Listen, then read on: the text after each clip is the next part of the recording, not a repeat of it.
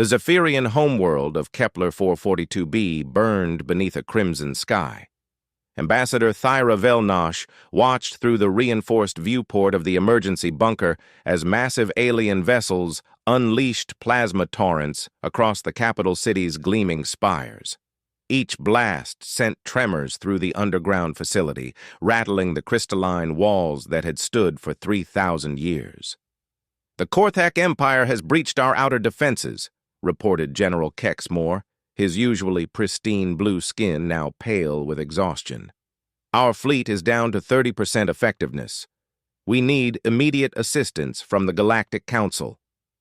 Thyra's 4 arms worked frantically across multiple communication panels, sending distress signals to every known civilization within 100 light years. The Zephyrians had always prided themselves on their advanced technology and peaceful diplomacy. Their ships were fast, their weapons precise, but they had never prepared for the sheer brutality of the Korthak invasion. The Korthak were a warrior species from the Andromeda Spiral, silicon-based life forms that consumed entire planets for their mineral content. They had already devoured 17 worlds in the Outer Rim, leaving nothing but asteroid fields in their wake. Now, they had set their sights on the prosperous inner systems of the Milky Way. "Any responses to our calls?" Thyra asked, her voice tight with worry. "The Altarian Confederacy says they're monitoring the situation," Kexmore replied bitterly. "The Rigel Union claims they need to consult their Senate. The Vegan Trade Alliance is offering humanitarian aid after the conflict ends." Thyra's heart sank.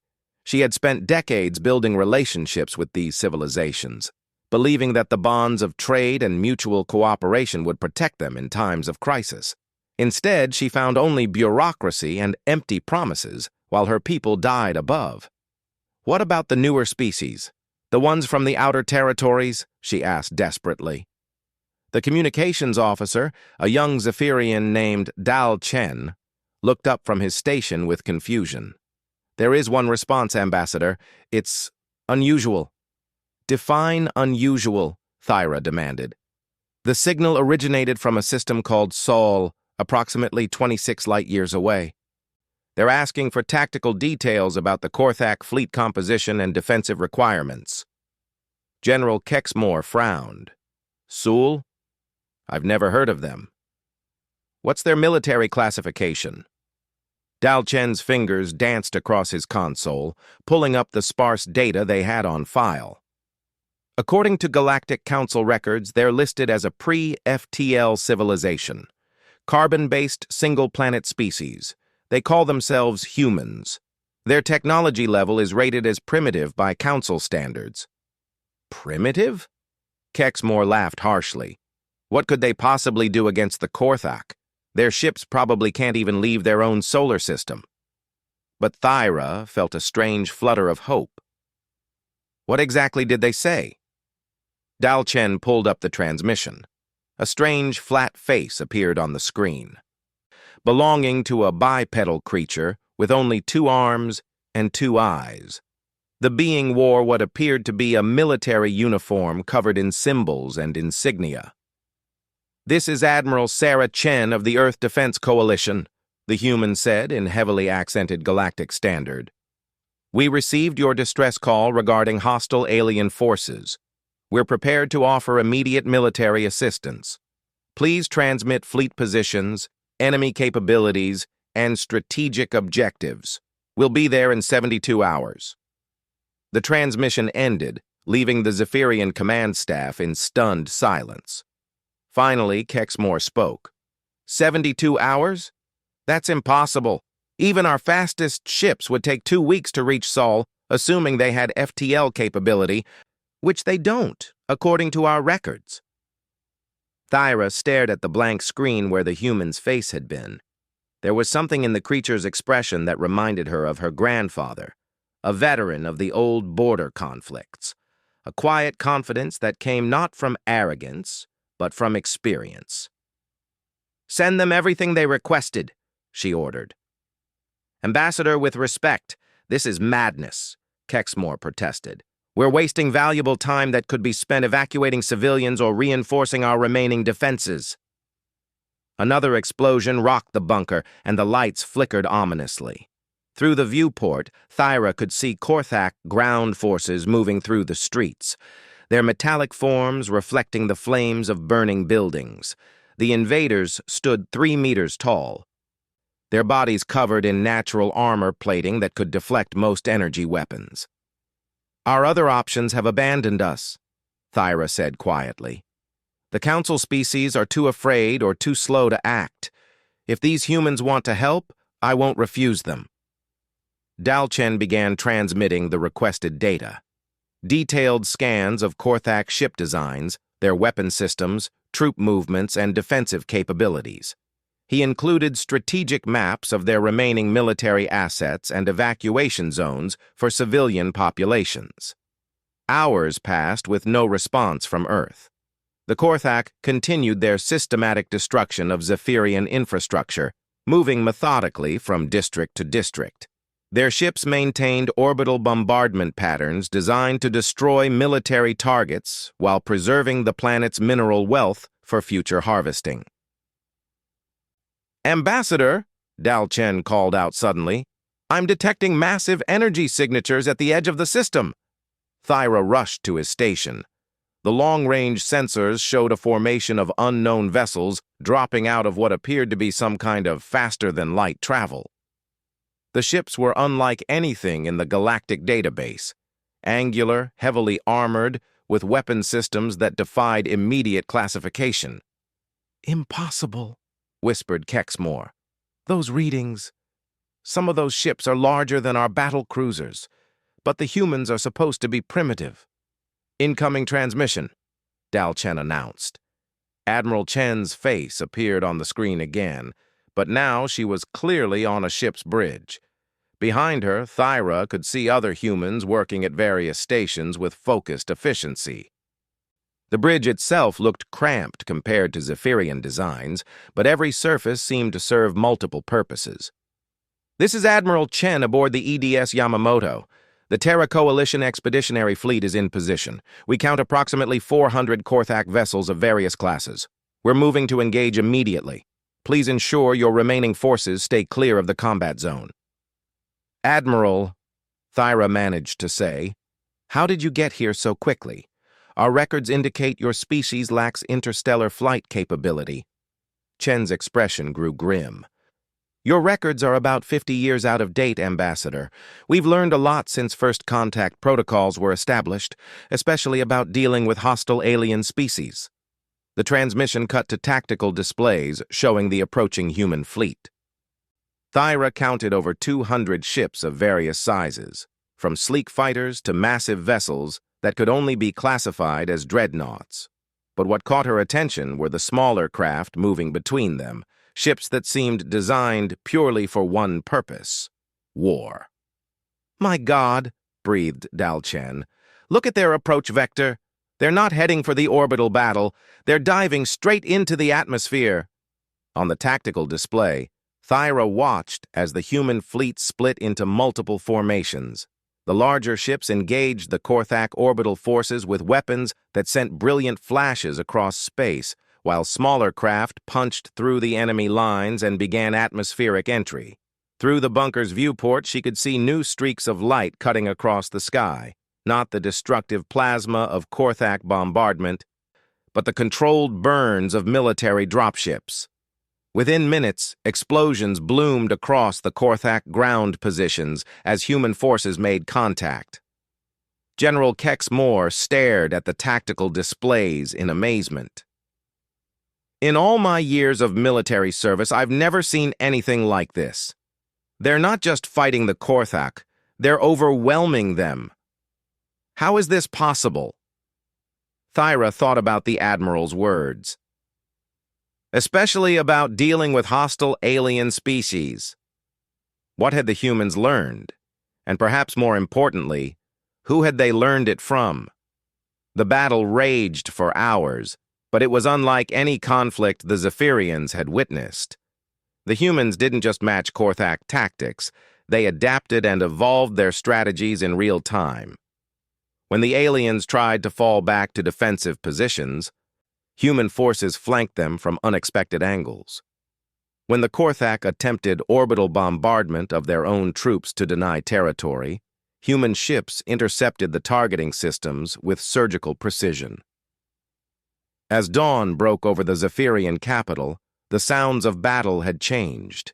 Instead of the relentless pounding of Korthak weapons, there were only sporadic exchanges of fire as the remaining invaders were systematically eliminated. Thyra realized she was witnessing something unprecedented in galactic history. A supposedly primitive species had not only arrived faster than any known technology should allow, but had decisively defeated an enemy that had terrorized the galaxy for months. A new transmission came through from Admiral Chen. This time, she was standing in what appeared to be a command post on the planet's surface. Behind her, Thyra could see human soldiers securing Korthak equipment while medics attended to wounded Zephyrian civilians. Ambassador Velnosh, the immediate threat has been neutralized. We've captured several Korthak vessels and taken prisoners for intelligence gathering. Our medical teams are standing by to assist with civilian casualties. Thyra found her voice. Admiral, I don't know how to thank you. The speed of your response, the effectiveness of your forces, it's beyond anything we expected. Chen's expression remained serious. Don't thank us yet, Ambassador. This was just a scouting force. According to our intelligence, the main Korthak invasion fleet is still 3 weeks away. We need to prepare for something much larger. The words sent a chill through the command bunker. If what they had just witnessed was merely a prelude to a greater conflict, then the galaxy was facing a threat beyond anything previously imagined. But as Thyra looked at the calm confidence in Admiral Chen's eyes, she felt something she hadn't experienced in months: hope. The humans had arrived when no one else would. They had fought when others had hesitated, and now they were preparing to face an even greater challenge. Whatever secrets the humans were hiding about their technological development and military capabilities, Thyra was grateful they were on the right side. Because if this small force was any indication of humanity's true potential, then perhaps the galaxy had finally found the protectors it desperately needed. Ambassador Thyra Velnosh stood in the hastily converted war room aboard the human vessel EDS Yamamoto, surrounded by holographic displays that defied her understanding of galactic technology. The ship's interior was a maze of efficient corridors and multi-purpose compartments, every inch designed for maximum functionality rather than comfort. Admiral Chen moved between tactical stations with practiced ease, coordinating with both human and Zephyrian personnel. Over the past week, Thyra had watched in fascination as the humans integrated seamlessly with her people's technology, often improving systems that Zephyrians had considered perfected. The long-range sensors are picking up gravitational distortions at the edge of the Helix Nebula, reported Commander James Rodriguez, Admiral Chen's tactical officer. Based on the signatures, we're looking at approximately 1,500 Korthak vessels. They'll reach the inner systems in 18 days. General Kexmore, who had reluctantly joined the human command staff, studied the projections with growing alarm. 1,500 ships? That's 10 times larger than any force we've encountered. Even with your assistance, Admiral, I don't see how we can face those numbers. Admiral Chen traced her finger along the holographic display, highlighting key points in the projected Korthak advance. Numbers aren't everything, General. The question is whether they know we're here. What do you mean? Thyra asked. Their scouting force never had a chance to report back, Chen explained. As far as the main fleet knows, they successfully conquered Kepler 442b and are proceeding with mineral extraction. That gives us a significant tactical advantage. Commander Rodriguez pulled up a new display showing ship movements throughout the local sector. Admiral, we've received responses to our general mobilization order. The 2nd and 3rd fleets are moving to rendezvous points. ETA is 10 days. Thyra felt her blood chill. Mobilization order? Admiral, exactly how large is the human military? Chen exchanged a meaningful look with Rodriguez before answering. Large enough, Ambassador, but that's not the real advantage we have over the Korthak. Before Thyra could ask what she meant, the ship's communications system activated. A new human face appeared on the screen, an older man with graying hair and multiple scars across his weathered features. Admiral Chen, this is General Harrison aboard the EDS Enterprise. We've completed our sweep of the Tau Ceti system. No Korthak presence detected, but we found something interesting. Define interesting, General, Chen replied. Harrison's expression grew grim. We located 3 destroyed worlds that match Korthak consumption patterns, but the timeline doesn't match their known advance. These planets were harvested at least 6 months ago, which means they've been active in this galaxy much longer than anyone realized. The implications hit Thyra like a physical blow. 6 months? But the first attacks on the Outer Rim began only 2 months ago. Which means they've been conducting covert operations for months before revealing themselves, Chen concluded. General, what's the status of the local defense grid?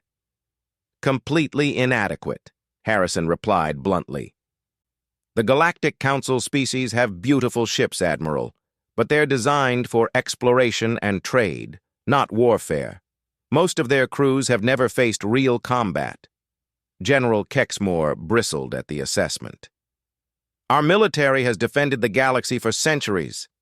Harrison's scarred face showed no malice, only professional assessment. Against pirates and raiders, General, not against a coordinated invasion by a species that views war as their natural state. The General is correct, Chen said diplomatically, which is why we need to change the nature of this conflict entirely. Thyra watched as Admiral Chen activated a series of displays showing detailed schematics of Korthak technology. But these weren't the basic scans the Zephyrians had provided. These were comprehensive analyses that revealed structural weaknesses, power distribution patterns, and command hierarchies. How do you have this information? Thyra asked in amazement. Because this isn't humanity's first encounter with the Korthak Empire, Chen replied quietly. The war room fell silent. Even General Kexmore stopped his examination of the tactical displays to stare at the Admiral. 47 years ago, a Korthak scouting fleet found Earth, Chen continued. They considered us a perfect target, a single planet with abundant resources and no apparent spacefaring capability. The invasion began on what we now call First Contact Day. Commander Rodriguez took over the narrative. They bombarded our major cities for 6 hours before landing ground forces. New York, London, Tokyo, Moscow, all targeted simultaneously. Casualties in the first day exceeded 50 million. Thyra felt sick. But how did you survive? Your technology level at that time was primitive by galactic standards, Chen agreed. But humans have one advantage that most species lack. We adapt quickly to existential threats. Within hours of the invasion, every military force on the planet was coordinating joint operations. Every scientist and engineer was working on ways to exploit the enemy's technology. The Korthak made a critical error, Rodriguez added. They assumed we would break and surrender like most species do when faced with overwhelming force. Instead, we fought harder. Admiral Chen activated another display, showing images from Earth's surface during the invasion. Thyra saw human soldiers using captured Korthak weapons, engineers reverse engineering alien technology in real time, and civilians constructing defensive positions with whatever materials they could find. The war lasted 3 years, Chen said. By the end, we weren't just defending ourselves. We were taking the fight to their home systems. We learned their language, their technology, their military doctrine. Most importantly, we learned how to kill them efficiently. General Harrison's transmission interrupted the story. Admiral, we're receiving priority signals from multiple Council worlds. The Altarian Confederacy is requesting immediate assistance. Korthak forces have been detected moving toward their core systems. Chen's expression hardened. Tell the Altarians we'll consider their request after they explain why they couldn't spare ships to help Kepler 442b. Thyra was shocked by the cold response. Admiral, regardless of their political failures, millions of innocent beings will die if those worlds fall. And millions of innocent beings would have died here if we hadn't acted, Chen replied firmly. The Council species need to understand that neutrality and bureaucracy are luxuries they can no longer afford. Another transmission came through, this time from a Rigel Union representative. The alien's translated speech was desperate. This is Prime Minister Vorthek of the Rigel Union. We're prepared to offer full military cooperation and technological exchange in return for immediate defensive assistance. Chen looked at Thyra. Ambassador, you know these species better than we do. Which ones are genuinely committed to fighting? And which ones will abandon their allies the moment the situation becomes difficult? Thyra realized she was being asked to make judgments that would affect the survival of entire civilizations. But as she thought about the Council's response to her own people's crisis, the answer became clear. The Centauri Republic has always honored their commitments, she said slowly. The Vegan Trade Alliance has resources but lacks military experience. The Altarians are politicians first, soldiers second. The Rigel Union, they'll fight if they have no other choice. Then we focus our assistance on species that will stand and fight, Chen decided. Commander Rodriguez, signal the Centauri Republic and the Vegan Trade Alliance. Offer them full military cooperation in exchange for forward base rights and resource allocation. As the humans coordinated their expanding military operation, Thyra began to understand the scope of what was happening. This wasn't just a rescue mission. It was a complete reorganization of galactic defense around human military doctrine. Admiral, she said carefully, what happens after the Korthak threat is eliminated? Will humanity withdraw to your own systems? Chen studied the tactical displays showing human fleet movements across multiple sectors. Ambassador, 47 years ago, the Korthak Empire taught us that isolation is not safety. If hostile species can cross intergalactic space to threaten worlds, then defense requires active presence, not passive hoping. The meaning was clear. Humanity was not just defending the galaxy, they were claiming it. The question was whether the existing Council species would accept human leadership or resist it.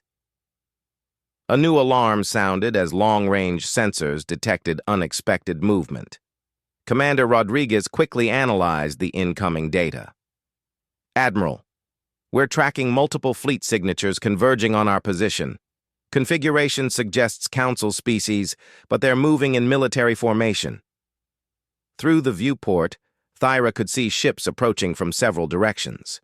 She recognized the sleek curves of Altarian cruisers, the modular designs of Rigel Union vessels, and the crystalline structures of Vegan Trade Alliance ships.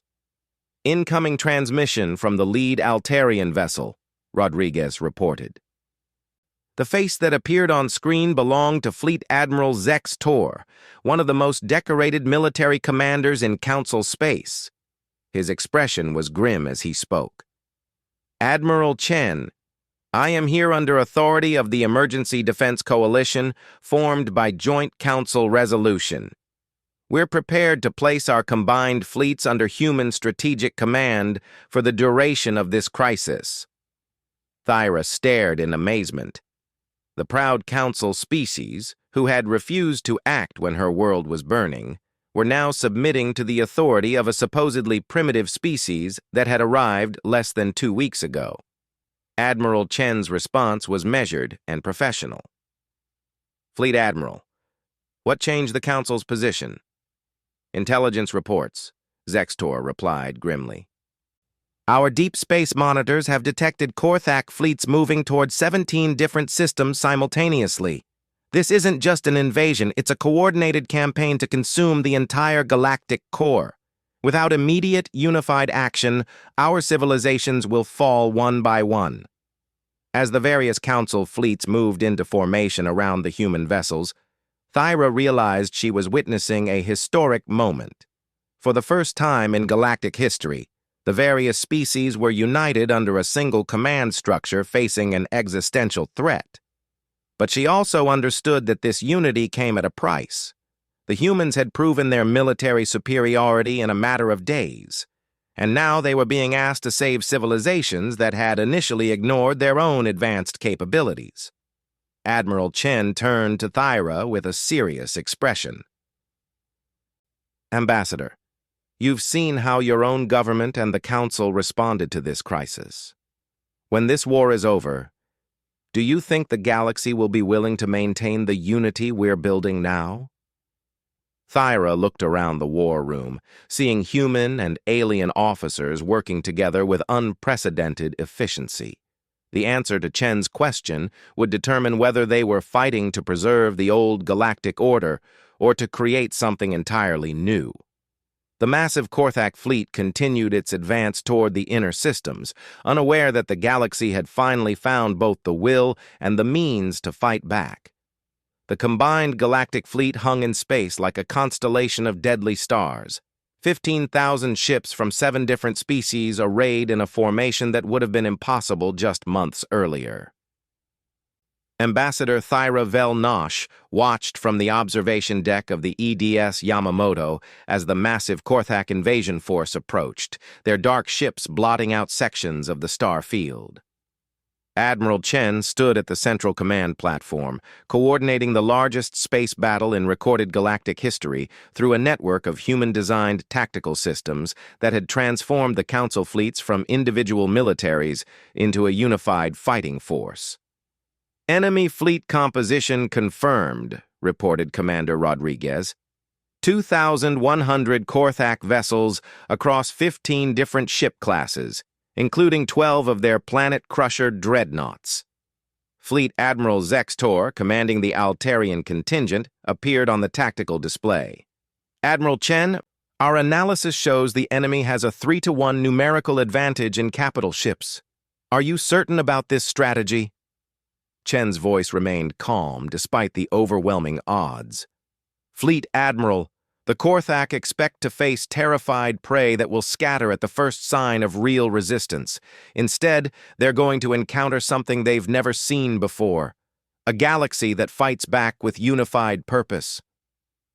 Thyra moved closer to the tactical stations, watching as the human officers made final preparations. Over the past weeks, she had learned to read the subtle body language that indicated when humans were preparing for something significant. Today, that tension felt different. Not fear, but anticipation. Admiral, called Lieutenant Sarah Kim from the communications station. We're receiving surrender demands from the Korthak command ship. They're offering to spare populations that submit immediately to resource extraction protocols. Standard Korthak tactics, Chen replied. They always offer false mercy to break enemy morale before battle. Signal response, surrender terms rejected. Advise them that humanity has experience dealing with their species. General Harrison appeared on another communication channel from his position commanding the Second Fleet. Admiral, long-range sensors show Korthak reinforcements moving through the outer rim. If this battle drags on too long, we could be facing a much larger force. Understood, General. Execute Phase 1 on my mark. Thyra watched in fascination as the combined fleet began implementing human battle doctrine. Instead of the traditional galactic approach of forming defensive lines and exchanging long-range fire, the human strategy emphasized mobility, coordination, and overwhelming concentrated force. The Korthak fleet advanced in their classic formation, a massive spearhead designed to punch through enemy lines and break formations through sheer intimidation.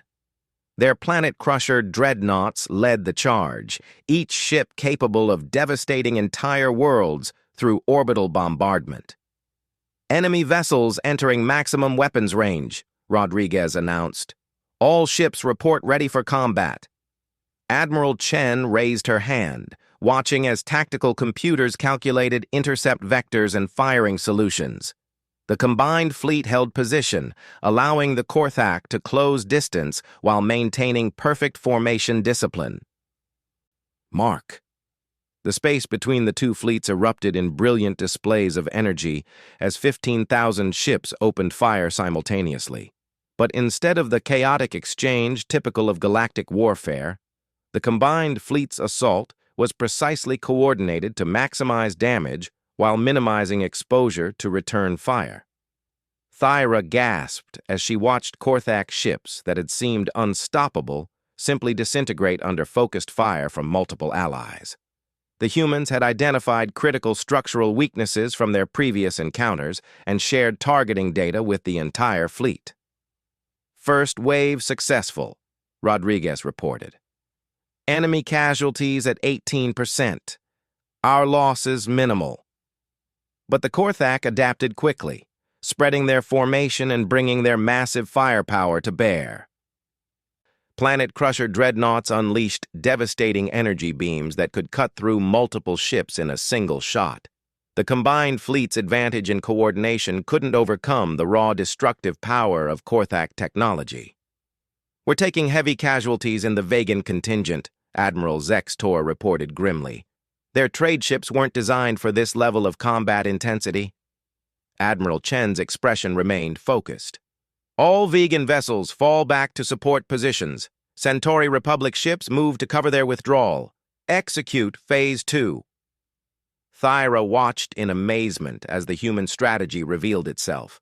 The combined fleet suddenly broke apart into dozens of smaller formations, each moving with perfect coordination to attack the Korthak from multiple directions simultaneously. Instead of trying to match the enemy's firepower directly, they were using superior tactics to divide and overwhelm. "Admiral," Lieutenant Kim called out urgently, "we're receiving distress signals from the Kepler system. A second Korthak force has appeared and is moving toward populated worlds." The news sent a chill through the command center. If the Korthak had divided their forces to attack multiple targets, then this battle was just one part of a larger campaign. "General Harrison," Chen called through the communication system. "Status on our reserve forces?" "Third and Fourth Fleets are 18 hours out," Harrison replied. "But if there's a second Korthak force, we need to consider the possibility of additional surprise attacks on undefended systems." Admiral Chen studied the tactical displays for several moments before making a decision that would determine the fate of the galaxy. "All ships, prepare for Phase 3. We're going to end this engagement decisively." Thyra watched as new orders flowed through the command network. Human ships began moving into positions that seemed to expose them to concentrated enemy fire, while the Council fleets formed protective formations around key strategic points. "Admiral," General Kex Moore spoke up from his position coordinating Zephyrian forces. "This positioning will put human ships in extreme danger. The Korthak will focus all their fire on your vessels." "That's exactly what we want, General," Chen replied. "Commander Rodriguez, signal all human vessels. Activate full defensive countermeasures and prepare for close-range engagement." What happened next defied everything Thyra thought she knew about space warfare. The human ships charged directly into the Korthak formation, their defensive systems absorbing incredible amounts of damage while closing to point-blank range. Instead of trying to destroy the enemy ships from a safe distance, they were getting close enough to disable specific systems with surgical precision. "My God," whispered Admiral Zextor over the communication channel. "They're boarding the Korthak vessels." Through the tactical displays, Thyra could see small craft launching from human ships and attaching to Korthak hulls. Within minutes, explosions began erupting throughout the enemy fleet as critical systems were sabotaged from within. "Human boarding parties have neutralized 3 Planet Crusher dreadnoughts," Rodriguez reported with satisfaction. "Enemy formation is breaking down." The battle that had begun with overwhelming Korthak numerical superiority quickly turned into a rout. Without their command structure and heavy ships, the remaining Korthak vessels found themselves outmaneuvered and outgunned by the combined fleet's superior coordination. "Enemy fleet is requesting terms for withdrawal," Lieutenant Kim announced. Admiral Chen's response was immediate. "Terms rejected. Full surrender or total destruction." Within hours, the massive Korthak invasion force that had terrorized the galaxy for months was either destroyed or captured. Human boarding parties secured enemy vessels, while Council fleets maintained perimeter security. But the victory came with sobering intelligence. Interrogation of captured Korthak officers revealed the true scope of their invasion plans.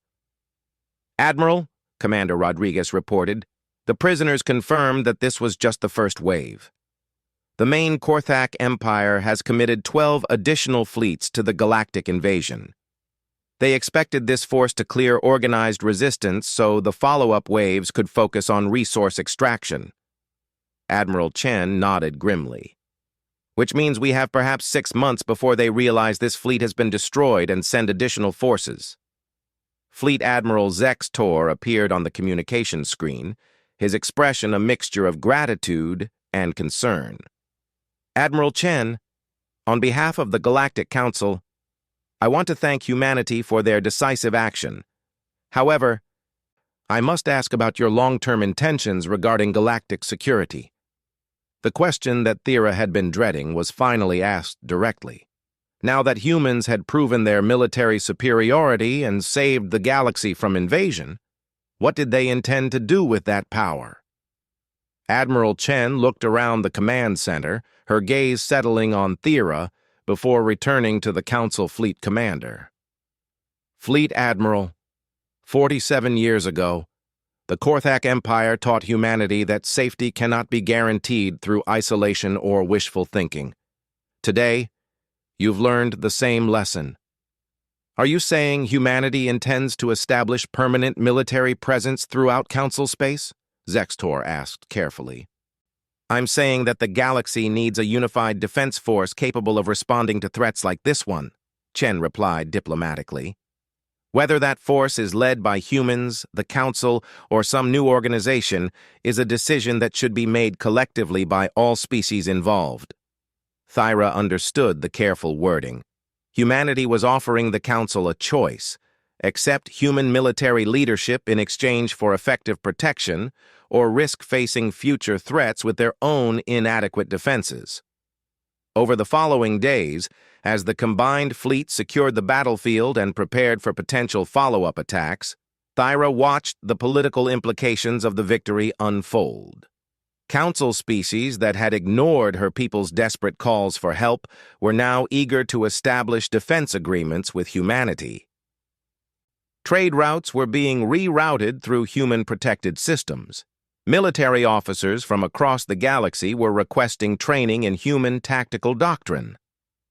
"Ambassador," Admiral Chen said during a private conversation in her ready room, "I want you to understand something important about humanity's position in this galaxy." "What's that, Admiral?" "We didn't come here seeking conquest or empire. We came because someone sent out a call for help, and no one else answered." Chen gestured toward the viewport, where the combined fleet continued its patrol operations. "But now that we're here, we're not going to stand by and watch civilizations fall to the next threat that emerges from deep space." Thyra nodded slowly. "And if the Council species resist human military leadership?" Chen's expression was serious but not threatening. "Then they'll face the next crisis on their own, and we'll focus on protecting the worlds and species that want our help." As Thyra returned to her quarters aboard the Yamamoto, she reflected on how dramatically the galaxy had changed in just a few weeks. The human rescue of Kepler 442b had revealed not just a new military power, but a species that understood warfare in ways that the peaceful Council civilizations never had. The old galactic order, based on trade agreements and diplomatic protocol, was giving way to something new, a military alliance built around the practical necessity of mutual defense. Whether this represented salvation or subjugation would depend on choices made by leaders across dozens of worlds. But as she looked out at the stars, knowing that human ships were now patrolling space lanes that had been defenseless just months before. Thyra felt something she hadn't experienced since childhood: the confidence that someone was watching over them. The galaxy had called for help, and Earth had answered. Now they would all live with the consequences of that response, for better or worse. But at least they would live to see what came next, which was more than they could have said before humanity arrived to change everything. The war against the Korthak Empire was far from over, but for the first time since the invasion began, the galaxy had hope, and sometimes hope was enough to build the future upon.